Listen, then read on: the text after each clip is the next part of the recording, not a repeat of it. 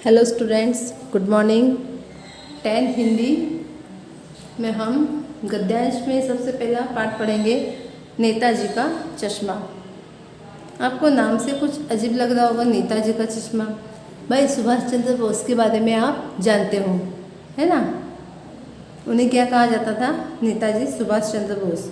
तो उनकी जो आपने तस्वीर देखी होगी, उसमें आपने देखा होगा कि उन्हें आँखों पर चश्मा और सर पे टोपी होती है। ठीक है, देखिए इस पाठ के लेखक हैं स्वयं प्रकाश। अब इन्होंने क्या बताया है कि चारों ओर सीमाओं से घिरे भूभाग का नाम ही देश नहीं होता है। मतलब हम देश किसे कहते हैं कि हमारे चारों ओर की जो भी सीमा है उसे हम देश कहते हैं, लेकिन ऐसा नहीं होता है। देश बनता है उसमें जो भी लोग निवास करते हैं, जो नागरिक उसमें रहते हैं, जो नदियाँ हैं, पहाड़ हैं, पेड़ पौधे हैं, वनस्पति, पशु पक्षी, और इन सब से प्रेम करने तथा इनकी समृद्धि के लिए प्रयास करने का नाम देशभक्ति है। नेताजी का चश्मा कहानी जो है वह कैप्टन चश्मे वाले के माध्यम से एक देश के करोड़ों नागरिकों के योगदान को रेखांकित करती है, जो इस देश के निर्माण में अपने अपने तरीके से सहयोग करते हैं।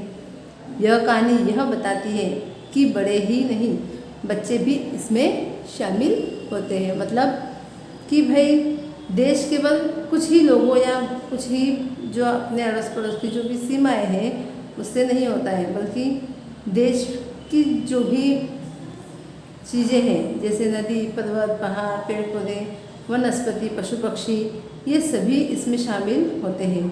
बच्चों से लेकर बूढ़े तक, बूढ़ों से लेकर बच्चों तक सभी लोग इसमें शामिल होते हैं। और आगे हम इस चैप्टर में देखेंगे कि क्या बताया गया है। यहाँ बताया है नेताजी के बारे में कि वहाँ नेताजी की जो तस्वीर है, जो मूर्ति बनी हुई है चौराहे पर, उस पर जो चश्मा है वह हमेशा बदल क्यों जाता है। तो इस रहस्य को आप देखोगे इस चैप्टर के ज़रिए। देखिए, हालदार साहब को हर 15वें दिन कंपनी के काम के सिलसिले में उस कस्बे से गुजरना पड़ता था। कस्बा बहुत बड़ा नहीं था, मतलब जो कस्बा या गांव था वह कैसा था, बहुत छोटा था। जिसे पक्का मकान कहा जा सके वैसे कुछ ही मकान, और जिसे बाज़ार कहा जा सके वैसा एक ही बाज़ार था। मतलब गांव बहुत बड़ा नहीं था, एक बाज़ार था और कुछ ही पक्के मकान वहाँ पर शामिल हो गए।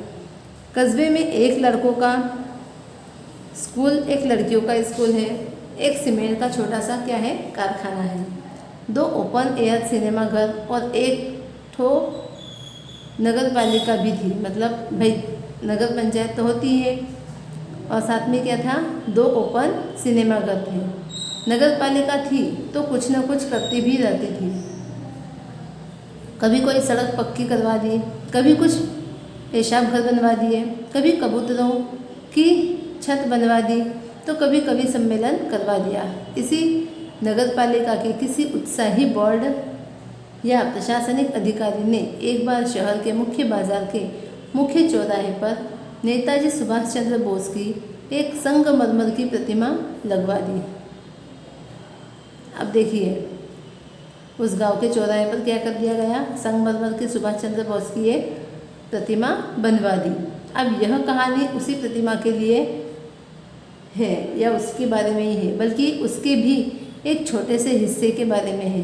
देखिए, पूरी बात तो आप पता नहीं, लेकिन लगता है कि देश के अच्छे मूर्तिकारों की जानकारी नहीं होने और अच्छी मूर्ति की लागत, अनुमान और उपलब्ध बजट से कहीं बहुत ज़्यादा होने के कारण काफ़ी समय ऊहा-पोह और चिट्ठी पत्री में बर्बाद हुआ और बोर्ड की शासन अवधि समाप्त होने की घड़ियों में किसी स्थानीय कलाकार को ही अवसर देने का निर्णय किया गया होगा, और अंत में कस्बे के इकलौते हाई स्कूल के इकलौते ड्राइंग मास्टर, मान लीजिए मोतीलाल जी को यह काम सौंप दिया गया होगा, जो महीने भर में मूर्ति बनाकर पटक देने का विश्वास दिला रहे थे।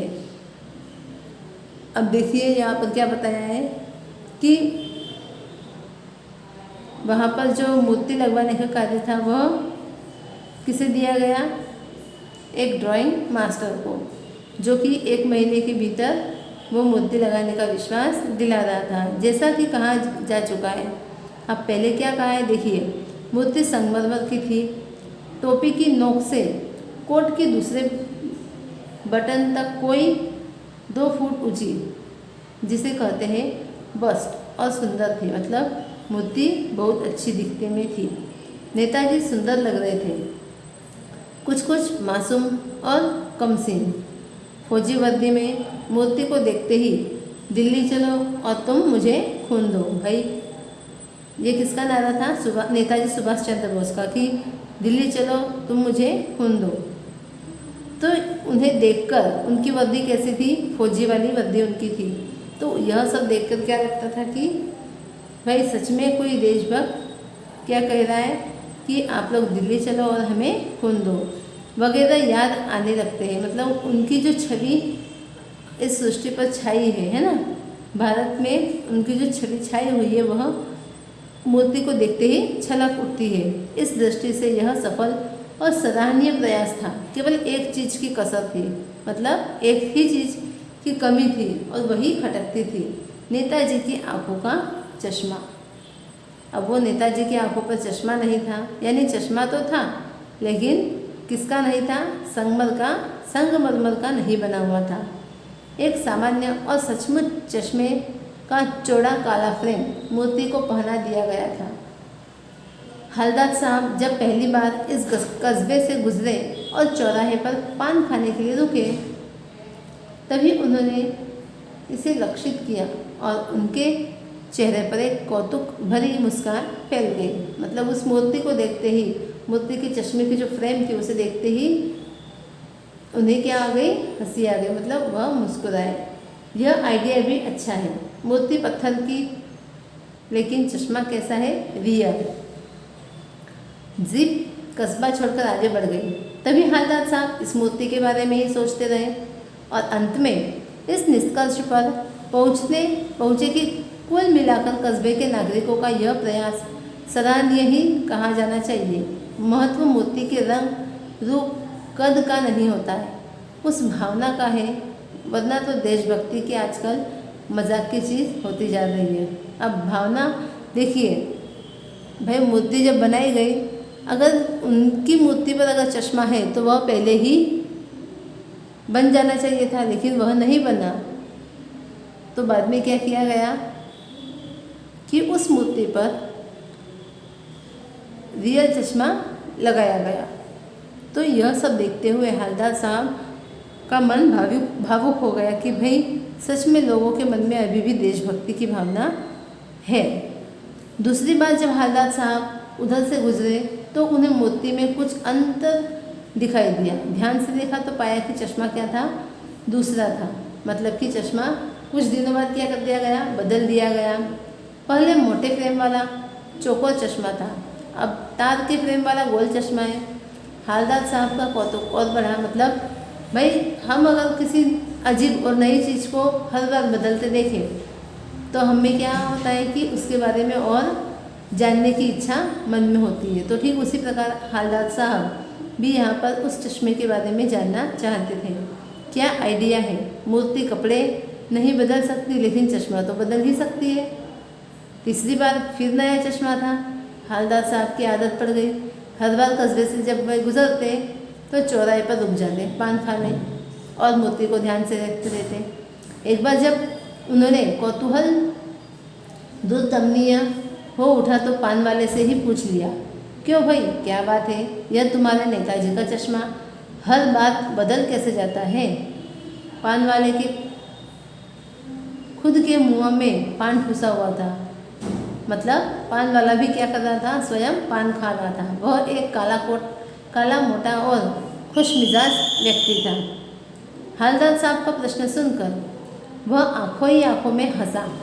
उसकी तोन थिरकी, मतलब वो बहुत मोटा होगा तो हंसते समय मोटे व्यक्ति की तोन क्या होती है? थिरकने लगती है या हिलने लगती है। देखिए आगे पीछे घूमकर उसने दुकान के नीचे पान थूका और अपनी लाल काली बत्ती सी दिखाकर बोला, कैप्टन चश्मे वाला करता है, क्या करता है? हवलदार साहब कुछ समझ नहीं पाए, चश्मा चेंज कर देता है। पान वाले ने समझाया, क्या मतलब, क्यों चेंज कर देता है? हवलदार साहब अब भी नहीं समझ पाए। कोई गिराक आ गया, समझो उसको चौखट चाहिए, तो कैप्टन किधर से लाएगा? तो उसको मूर्ति वाला दे दिया, उधर दूसरा बिठा दिया। तो अभी यहाँ पर बताया गया है कि किस प्रकार से वह कैप्टन जिस व्यक्ति को जो चश्मा चाहिए वह अगर मूर्ति को पहनाया हुआ हो तो भी वह क्या करता था, उस व्यक्ति को दे देता था और मूर्ति पर दूसरा चश्मा लगवा देता था। अब हवलदार साहब को बात कुछ समझ में आई। एक चश्मे वाला है जिसका नाम कैप्टन है, उसे नेताजी की बगैर चश्मे वाली मूर्ति अच्छी नहीं लगती है या फिर बुरी लगती है, बल्कि आहत करती है, मानो चश्मे के बगैर नेताजी को असुविधा हो रही हो। इसलिए वह अपनी छोटी सी दुकान में उपलब्ध गिने चुने फ्रेमों में से एक नेताजी की मूर्ति पर क्या कर देता है, हमेशा फिट कर देता है। लेकिन जब कोई ग्राहक आता है और उसे वैसे ही फ्रेम की दरकार होती है या वैसे ही फ्रेम चाहिए होती है जैसा मूर्ति पर लगा है, तो कैप्टन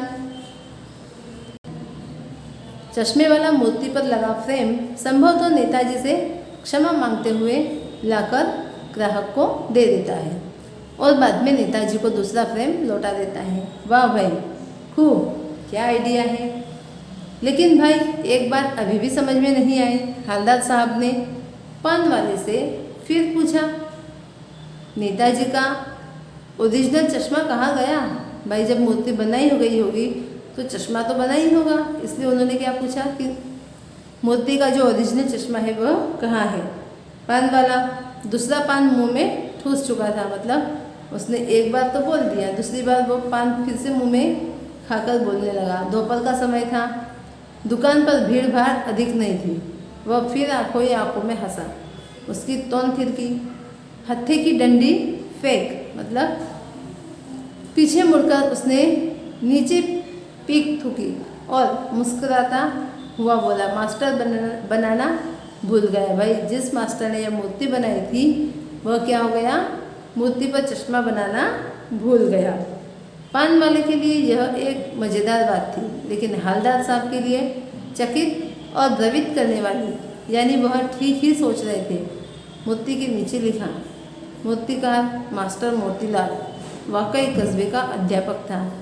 बेचारे ने महीने भर में मूर्ति बनाकर क्या कर दी, पटक देने का वादा कर दिया होगा, बना भी ली होगी, लेकिन पत्थर में पारदर्शी चश्मा कैसे बनाया जाए, कांच वाला यह तय नहीं कर पाया होगा या कोशिश की होगी और असफल रहा होगा, या बनाते बनाते कुछ और बारीकी के चक्कर में चश्मा टूट गया होगा। ये सभी बातें उसे अपने दिमाग में घूम रही थी। या पत्थर का चश्मा अलग से बनाकर फिट किया होगा और वह निकल गया होगा। उफ, देखिए अब मूर्ति के केवल चश्मे के बारे में उनके हवलदार साहब जो है उनके दिमाग में कितनी सारी बातें घूम रही है। हवलदार साहब को यह सब कुछ बड़ा कैसा लग रहा था, बहुत विचित्र लग रहा था और कौतुक भरा भी लग रहा था। इन्हीं ख्यालों में खोए खोए पान के पैसे चुकाकर चश्मे वाले की देशभक्ति के सामने नतमस्तक होते हुए वह जीप की तरफ चले, फिर रुके, पीछे मुड़े और पान वाले के पास जाकर पूछा, क्या कैप्टन चश्मे वाला नेताजी का साथी है या आज़ाद हिंद फौज का भूतपूर्व सिपाही?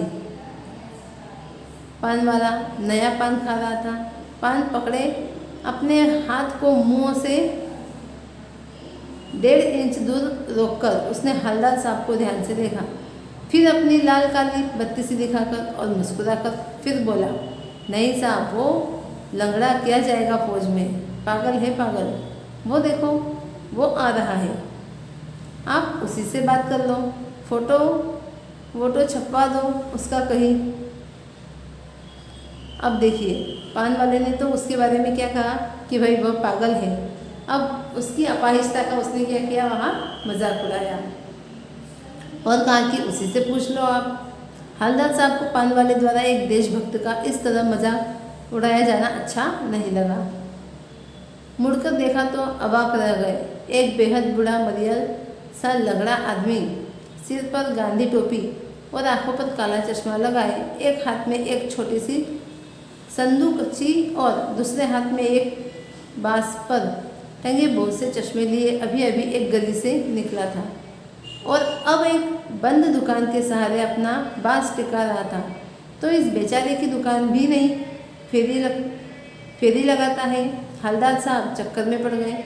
पूछना चाहते थे, इसे कैप्टन क्यों कहते हैं? क्या यही इसका वास्तविक नाम है?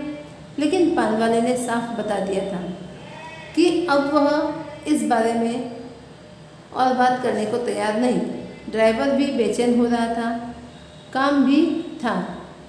भाई जो हवलदार साहब का ड्राइवर था वह भी क्या हो रहा था, हवलदार साहब बहुत समय तक रुक गए इसलिए वह बेचैन हो रहा था। हवलदार साहब जीप में बैठकर चले गए। 2 साल तक हवलदार साहब अपने काम के सिलसिले में उस कस्बे से गुजरते रहे और नेताजी की मूर्ति में बदलते हुए चश्मों को देखते रहे। कभी गोल चश्मा होता तो कभी चौरस, कभी लाल, कभी काला, कभी धूप का चश्मा, कभी बड़े कांचों वाला गोगो चश्मा, पर कोई न कोई चश्मा होता जरूर था। उस धूल भरी यात्रा में हवलदार साहब को कौतुक और प्रफुल्लता के कुछ क्षण देने के लिए फिर एक बार ऐसा हुआ कि मूर्ति के चेहरे पर कोई भी कैसा भी चश्मा नहीं था। उस दिन पान की दुकान भी बंद थी, चौराहे की अधिकांश दुकानें बंद थी।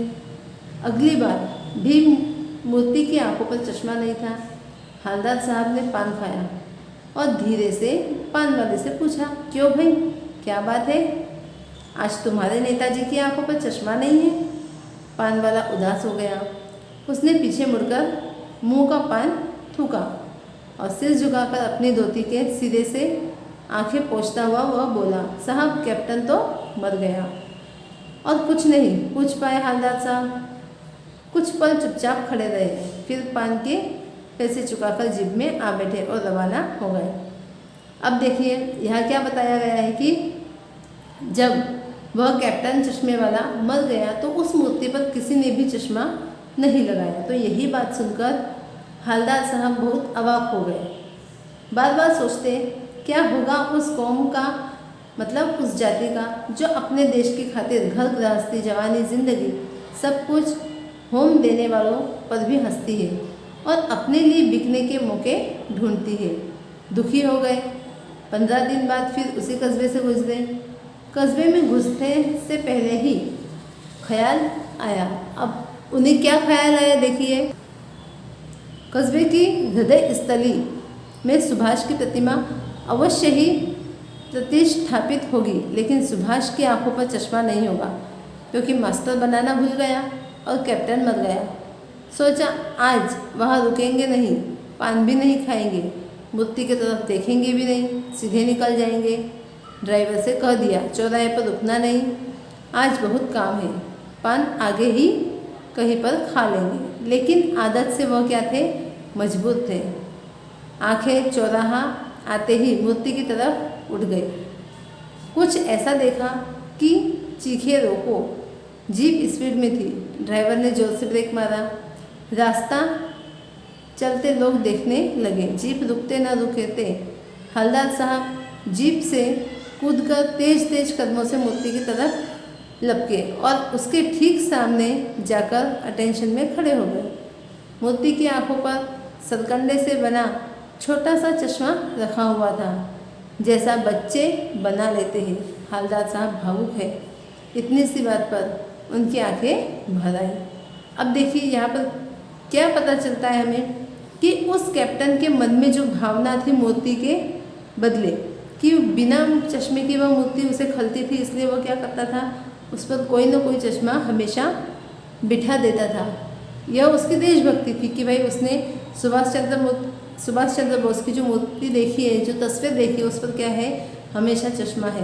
तो इसी प्रकार से उस मूर्ति पर मास्टर तो बना नहीं पाया, लेकिन जो कैप्टन था वह हमेशा चश्मा लगा देता था। अब उसके मरने के बाद बच्चों के मन में यह भावना जाग उठी कि भाई मूर्ति पर जो कैप्टन था वह क्या करता था, हमेशा चश्मा लगा देता था। तो यही चीज़ देखकर बच्चों ने भी क्या किया होगा, सरकंडे का चश्मा छोटा सा वहाँ पर रख दिया। तो इससे हमें ये पता चलता है कि भाई बच्चों के मन में भी अभी भी क्या स्थापित है, भारत की जो तस्वीर है वो अभी भी स्थापित है। तो ये कब होगा, जब हमसे जो आगे वाली पीढ़ी है, बड़े जो है उनमें अगर भारत की तस्वीर छपी हुई है, उनमें यदि संस्कृति की कुछ झलक है, तो ही हमारे आने वाली पीढ़ी के अंदर यह सारी चीज़ें हमें दिखाई देगी। और यही सब देखते हुए हालदार साहब क्या हो गए, बहुत ही भावुक हो गए। तो इस प्रकार ये चैप्टर यही समाप्त होता है। आपको इस वीडियो को अच्छे से सुनना है, चैप्टर को किताब में से पढ़ना है, समझना है। Thank you.